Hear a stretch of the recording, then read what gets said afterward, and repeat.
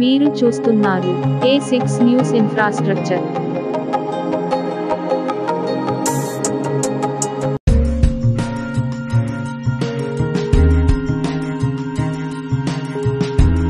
మరిన్ని వీడియోల కోసం సబ్స్క్రైబ్ చేసుకోవడం మర్చిపోకండి.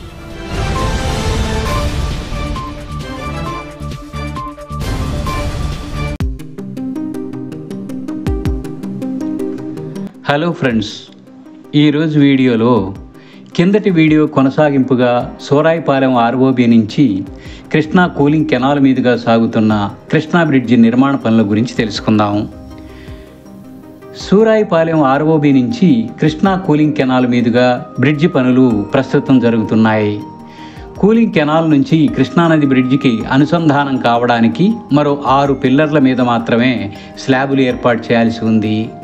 ఈ స్లాబులు నెల రోజుల్లో పూర్తయ్యే అవకాశం ఉంది. దాదాపుగా కృష్ణా బ్రిడ్జి పనులు తుది దశకు వచ్చినట్టుగానే భావించాల్సి ఉంది. కృష్ణా బ్రిడ్జి చివరి వరుస పనులు సూరాయిపాలెం వైపు మాత్రమే మిగిలి ఉన్నాయి. అమరావతిలోని వెంకటపాలెం నుంచి కృష్ణా బ్రిడ్జి పనులు ముందుగా ప్రారంభమయ్యాయి. అక్కడి నుంచి 3 కిలోమీటర్ల మేర కృష్ణా బ్రిడ్జిని నిర్మించుకుంటూ సూరాయిపాలెం వైపుకు రావడం జరిగింది. కృష్ణా బ్రిడ్జి పనులు 85% మేర పూర్తయ్యాయి. స్లాబుల మధ్య కాంక్రీటింగ్ పనులు చేపట్టడం, స్లాబులకు 2 వైపులా క్రాష్ బ్యారియర్స్ ఏర్పాటు చేయడం, వీధి దీపాలు, సిగ్నేజ్ బోర్డులు ఏర్పాటు చేయడమే మిగిలి ఉంది. ఇవన్నీ ప్రారంభించాలంటే ముందుగా స్లాబులన్నింటినీ పూర్తి చేయాల్సి ఉంది.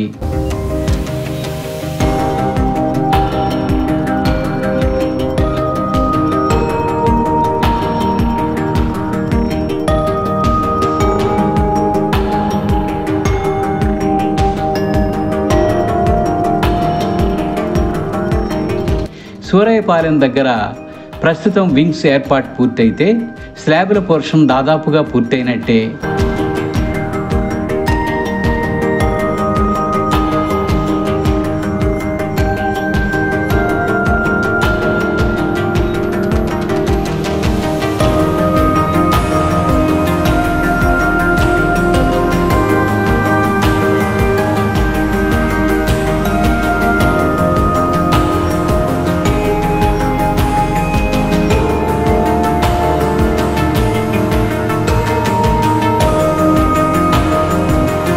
కృష్ణానదిలో నీరు పారుతున్న ప్రాంతంలో అయితే పూర్తి స్థాయిలో 2 వరుసల స్లాబులను పూర్తి చేయడం జరిగింది. దాదాపుగా 2 కిలోమీటర్ల మేర నదిలో స్లాబ్ పోర్షన్ పనులు పూర్తయ్యాయి. నది పోర్షన్ పనులు పూర్తి కావడంతో భారీ వర్షాలు పడినా, భారీ వరదలు వచ్చినా కూడా ఇబ్బంది ఎదురయ్యే పరిస్థితులు అయితే లేవు.